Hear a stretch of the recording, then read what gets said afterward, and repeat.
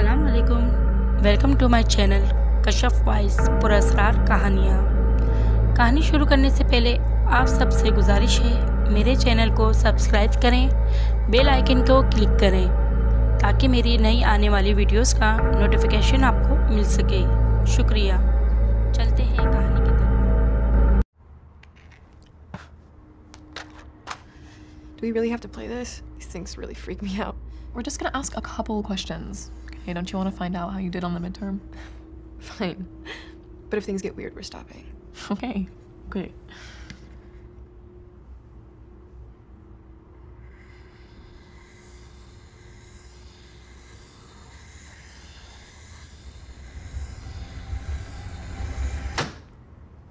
What was that?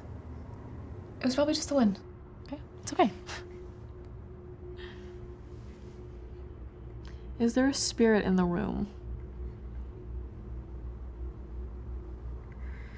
Are you doing that? No. Did you murder anyone? Amber! So wait, relax, it's just a game.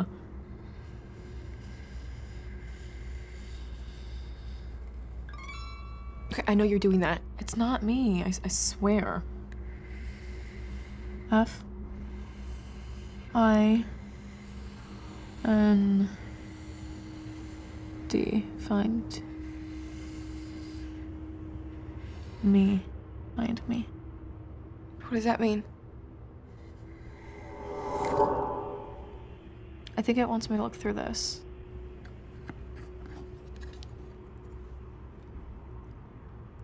You see anything? Oh.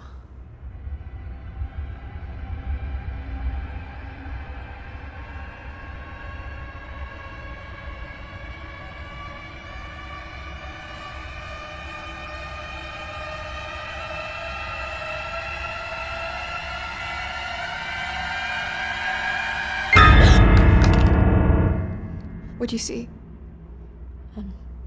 A man? I don't know.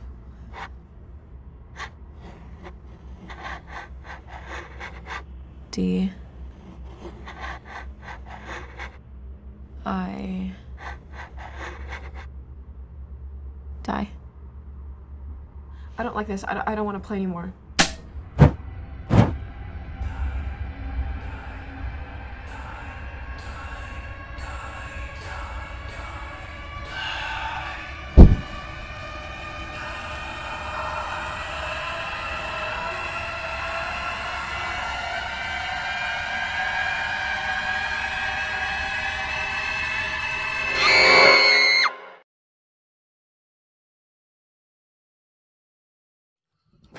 और नाज़रीन, कैसे हैं आप लोग? अल्लाह ताला सबको अपने अमान में रखे, आमीन।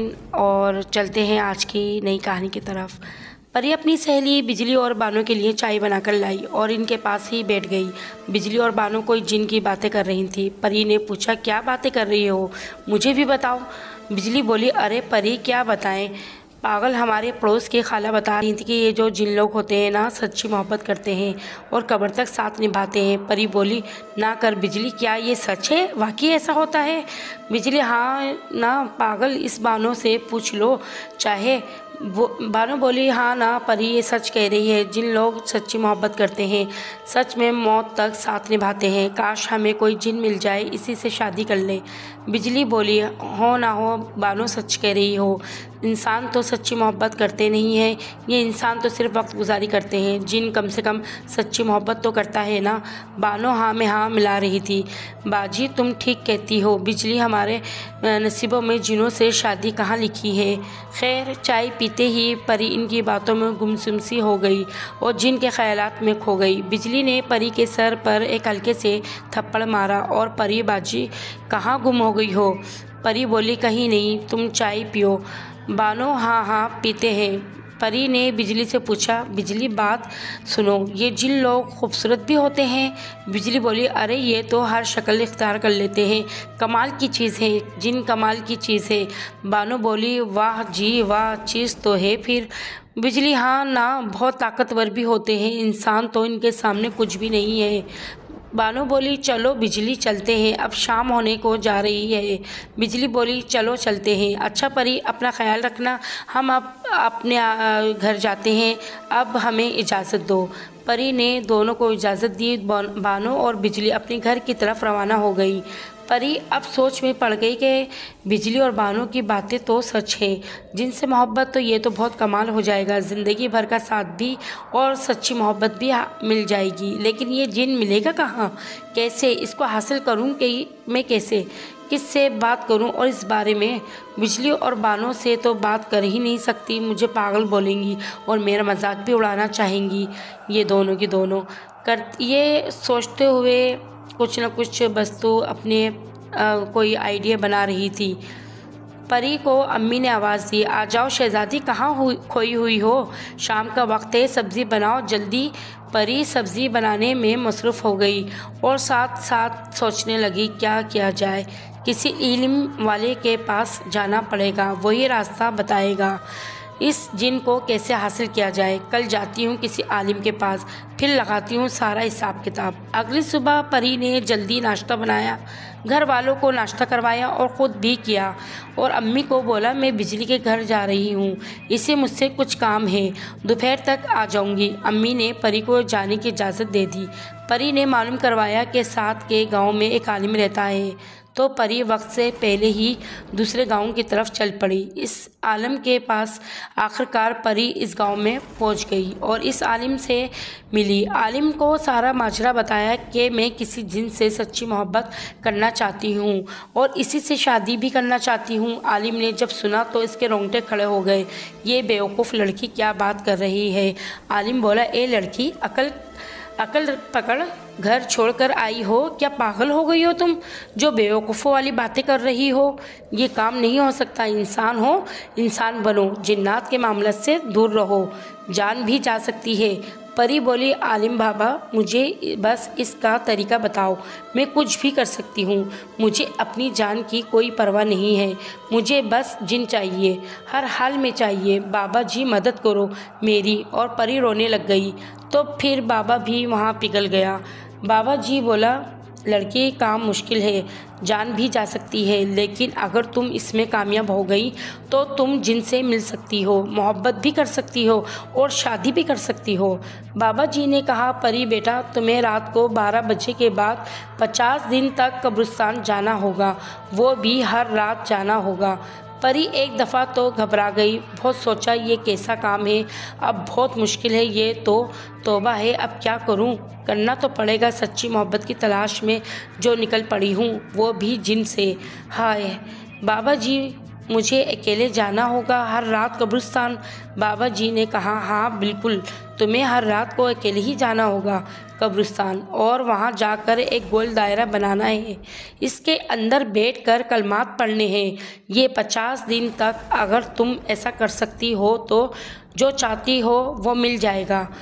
और एक बात मेरी याद रखना, कलमात पढ़ते हुए जिन्नात तुम्हें डराएंगे, बहुत ज़्यादा तंग करेंगे ताकि तुम दायरे से बाहर निकल आओ, और अगर तुम दायरे से बाहर निकल आई तो वो तुम्हें कत्ल भी कर देंगे और बुरी मौत मरोगी। कलमात मुकम्मल होने तक तुमने हरगिज़ दायरे से बाहर नहीं निकलना, चाहे कुछ भी हो जाए। परी बहुत डर रही थी, लेकिन मोहब्बत के जुनून ने इसे हिम्मत भी दे रखी थी। इसने बाबा की दुआ ली और इनसे इजाज़त लेकर वापस घर आने की तैयारी की। रास्ते में खुद से बातें करती आ रही थी परी, हाय ये तो बहुत जालिम काम सौंप दिया बाबा जी ने, कैसे करूँगी अकेली, कुछ ना हो जाए मुझे, मर ही ना जाऊँ मैं कहीं, मुझे बस सच्ची मोहब्बत हासिल करनी है जिनसे किसी भी हाल में, मुझे बस चाहिए, मुझे मोहब्बत चाहिए जिन, और दोनों में हम दोनों एक साथ रहें, और मुझे अब ये काम करना ही होगा। शाबाश परी, तुम कर सकती हो, और वाकई ही तुम कर सकती हो। इस मोहब्बत को हासिल करना है तो अब हर हाल में चाहे जान जाए तो जाए, वैसे भी मरना ही है, कम से कम मोहब्बत की खातिर ही जान जाएगी ना, कबूल है। परी ये सोचती जा रही थी। परी घर आ जाती है और अपने कमरे में चली जाती है। सीधा वो इस बात का किसी से भी जिक्र नहीं करती, यहाँ तक कि अपनी ख़ास 2 सहेलियों बिजली और बानो को भी इस बारे में कुछ नहीं बताती। परी अब बस रात का इंतज़ार करती है, कब रात होती है और वो चुपके से कब्रिस्तान जाए और अपना काम शुरू कर दे। और आखिरकार इंतज़ार करते करते रात का वक्त आ ही जाता है। सब घर वाले सोए हुए थे। परी चुपके से घर से निकलकर गांव के पास ही कब्रिस्तान में पहुंच जाती है। वहां परी खामोशी से औरों के कब्रों के अलावा कहीं नज़र नहीं आता और परी को डर भी महसूस हो रहा था।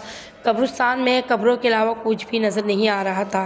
परी हिम्मत करके एक गोल दायरा बनाती हुई है और इसमें बैठ जाती है और वो कलमात पढ़ती ही बार बार जो बाबा जी ने इसको बताए थे।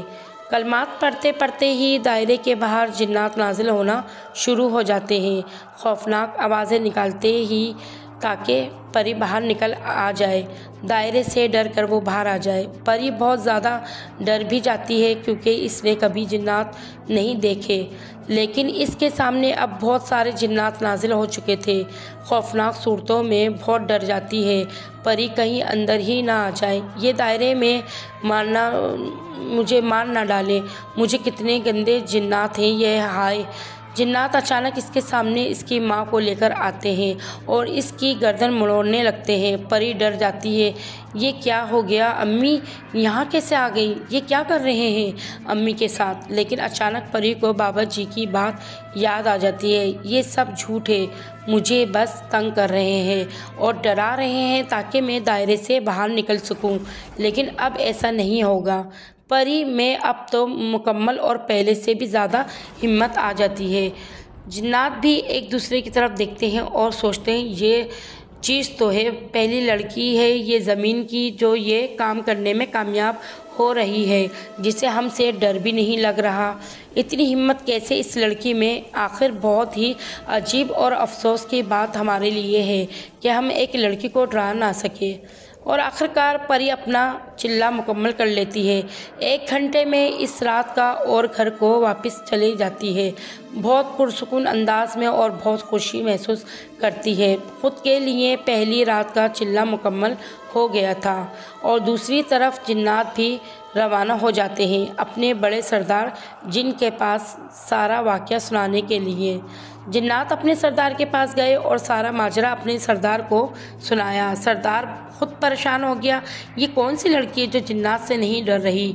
आज तक ज़मीन पर किसी औरत ने ये काम तो नहीं किया और ना ही ऐसी कोई औरत पैदा हुई ज़मीन पर जो जिन्नात से नहीं डरी हो। और ये कैसा पागलपन है कि जिनसे सच्ची मोहब्बत की तलाश में ये अपनी जान की भी परवाह नहीं कर रही है। सरदार ने जिन्नात से कहा, तुम सब फिर से कल जाना, देखते हैं इस दफ़ा डरती है या नहीं और कामयाब होकर वापस लौटना, तुम सब खाली हाथ मत आना। अगली रात आ गई और परी वापस कब्रिस्तान पहुंच गई और दायरा लगाकर वही कलमात इस रात भी पढ़ना शुरू कर दिए। जिन्नात वापस हाजिर हो गए और इसको दायरे से बाहर निकालने की कोशिश में लग गए, लेकिन परी अब सब कुछ समझ चुकी थी। अब वो बिल्कुल भी नहीं डरने वाली थी इन जिन्नात से, चाहे वो कुछ भी कर ले, लेकिन अब वो पीछे नहीं हट सकती थी और ना ही इस दायरे से बाहर आ सकती थी। जिन्नात कभी खौफनाक आवाज़ें निकालते, कभी इसके घर वालों को सामने लाकर बुरी बुरी मौत देते थे, कभी जानवरों की शक्लें इख्तियार कर लेते, लेकिन परी अब कोई भी फ़र्क नहीं पड़ता परी के ऊपर। जिन्नात ने अपनी तमाम कोशिशें कर ली, लेकिन इनसे कुछ ना हुआ। अब वो यही मुंह लेकर वापस अपने सरदार के पास चले गए और कहा, सरदार वो लड़की नहीं बाज आ रही और ना ही इसे हमसे डर लगता है। वो लड़की बहुत हिम्मत वाली है, हमने अपनी हर कोशिश कर ली है लेकिन कुछ नहीं हुआ हमसे तो। सरदार खुद बहुत हैरान हुआ, आखिर ये कौन है, अब इस दफ़ा मुझे खुद ही जाना होगा। परी बहुत खुश रहने लगी थी, इसे भी उम्मीद थी अब वो कामयाबी की तरफ जा रही है। इंशाअल्लाह ताला अब वो कामयाब भी हो जाएगी और अपनी मोहब्बत को हासिल कर लेगी। अब इसे इस वक्त का इंतज़ार था कब 50 दिन पूरे हों और कब इसकी मुलाकात इस जिन से हो जिससे वो शादी करेगी और इससे मोहब्बत करेगी। बानो और बिजली परी के घर आ गई, परी का हाल चाल पूछने। परी ने आज भी बहुत खुशी है दोनों के लिए चाय तैयार की। बिजली और बानो ने देखा परी तो बहुत खुश है, तो इसने इससे पूछा, परी क्या माजरा है, बहुत खुश नज़र आ रही हो। परी ने कहा, नहीं वैसे ही खुश हूँ, बस बिजली बोली, नहीं कोई तो बात है, बताओ ना क्या बात है, इतनी खुश क्यों हो। परी से भी अब ना रहा गया, इसने सारी रात बात का बिजली और बानो को बताई। इन दोनों की आंखें बाहर आ गई। परी की बात सुनकर बानो बोली, परी तुम पागल हो गई हो क्या, ये सब क्या कर रही हो। परी, क्या कह रही हो, अपनी मोहब्बत को हासिल कर रही हो। बानो, पागल लड़की, ऐसा नहीं होता, इंसान और जिन कभी भी एक नहीं हो सकते, ये नामुमकिन है, तुम ये बहुत गलत कर रही हो, इसमें तुम्हारी जान भी जा सकती है। बिजली बात को काटते हुए बोली, परी क्या बात है तुम्हारी, तुम कर सकती हो ऐसा और अपनी मोहब्बत को हासिल कर सकती हो। बानो बोली, ये बहुत गलत है, ऐसा नहीं करना चाहिए इसको। बिजली, अरे बानो कुछ नहीं होता, वो ठीक कर रही है। बिजली ने कहा, परी आज हम भी कब्रिस्तान तुम्हारे साथ चलेंगे। परी ने कहा, नहीं तुम दोनों नहीं चल सकती, वहाँ ख़तरा है, वहाँ बस मुझे अकेली को जाना होता है और कोई नहीं जा सकता। बहरहाल बानो और बिजली अपने घर को चली गई और परी वापस कब्रिस्तान चली गई। रात को अपना काम करने और इसी काम में लग गई। 30 दिन गुजर गए। परी कब्रिस्तान जाती और चिल्ला करके वापस घर आ जाती। अब जिन्नात भी वहाँ नहीं आते थे। कामयाबी अब बहुत ही करीब थी। परी को अब यकीन हो गया, अब इसे मोहब्बत मिल जाएगी। एक रात परी कब्रिस्तान आ गई और दायरा लगा कर बैठी और अपना काम शुरू कर दिया। दूसरी तरफ बिजली बानो के घर गई और बानो से कहा, बानो चलो परी के पास चलते हैं, वो कब्रिस्तान में होगी, देखते हैं वो क्या करती है। बानो बोली, बिजली तुम पागल हो गई हो, नहीं नहीं चल सकती, मैं नहीं चल सकती तुम्हारे साथ, वहाँ जाना मुनासिब नहीं है और परी ने हमसे नहीं कहा था कि बिजली बोलो यार, काफ़ी दिन गुजर गए, चलते हैं ना, कुछ नहीं होगा। बिजली ने ज़िद करके बानो को राज़ी कर लिया और वो दोनों भी परी के पास पहुंच गई कब्रिस्तान में और देखा परी एक दायरे लगाकर कलमात पढ़ रही है। वो परी के पास आ गई। परी ने इनको देखा तो परी के कलमात रुक गए। इसे लगा ये जिन्नात ही है, इसकी सहेलियों की शक्ल इससे इख्तियार कर ली है, लेकिन वो कलमात पढ़ती रही। तभी अचानक वहाँ जिन्नात भी नाजिल हो गए अपने सरदार के साथ ही, और जब वो सब अपनी असल शक्ल में बिजली और बानो के सामने आए तो दोनों के रोंगटे खड़े हो गए, सांस बंद हो गई। दोनों भागने की कोशिश की, लेकिन जिन्नात ने इनको काबू कर लिया। जिन्नात ने बिजली के जिस्म को तोड़ मरोड़ दिया। बिजली के जिस्म की तमाम हड्डियाँ टूट गई और उसको वहीं मौत आ गई। परी ने जब ये देखा तो उसे मालूम पड़ा कि ये सब झूठ नहीं है, इसकी दोस्त है ये दोनों। तो सच में परी बानो की मदद के लिए भागी और दायरे से बाहर निकल गई। तब तक तो बानो हवा में थी और आसमान पर परी ने आवाज़ दी, छोड़ दी जाए मेरी सहेलियों को, छोड़ दो। परी ने बानो और बिजली को आवाज़ लगाना शुरू कर दी। तमाम जिन्नात बहुत ही खौफनाक शक्लों में थे, जिनकी तरफ देखा भी नहीं जा रहा था। एक जिन्नात आसमान में ही बानो के पीछे गया और इसके सर को पकड़ा और पीछे की तरफ खींचकर बानो का मुंह तोड़ दिया और वहाँ से बानो को ज़मीन की तरफ फेंक दिया। बानो और बिजली अब दोनों मर चुकी थी। जिन्नात का सरदार परी के सामने आया और बोला, तुम इंसान कितने बेवकूफ़ हो, इस हद तक गिर सकते हो। तुम इंसान जो अपने रब की कुदरत और फैसलों के ख़िलाफ़ चलते हो, तुमने सोचा भी कैसे कि एक इंसान और जिन एक हो सकते हैं। परी की आवाज़ तक नहीं निकल रही थी, वो खामोशी से खामोश हो चुकी थी। इसे अपनी सहेलियों का मौत का गम लग गया था। जिन्नात का सरदार बोला, तुम्हारी वजह से तुम्हारी दोनों सहेलियों की मौत हो गई और अब तुम्हारी बारी है, तुम्हें भी अब मरना होगा ताकि कोई इंसान दोबारा ये काम ना करे। जिन्नात और इंसान कभी भी एक नहीं हो सकते और ये अब तुमको बहुत महंगा पड़ेगा। जिन्नात का सरदार परी के पास आया और अपना हाथ परी के मुंह में डाल दिया और अंदर से परी की ज़ुबान बाहर निकाल दी। परी को वहीं मौत आ गई।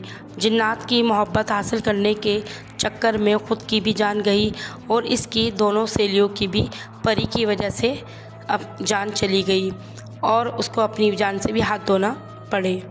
तो नाज़रीन, आपको मेरी कहानी कैसी लगी और ये आप मुझे ज़रूर बताइएगा। और अपनी कोई भी कहानी हो, कोई भी आप बीती हो, आप मुझे ज़रूर भेज सकते हैं।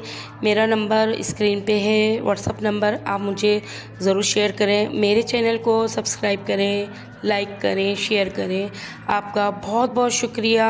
और इससे मुझे बहुत खुशी मिलती है जब आप अपने शेयर करते हैं, लाइक करते हैं। तो नाज़रीन, अल्लाह ताला आपको सबको अमान में रखे। आमीन। अल्लाह हाफिज़।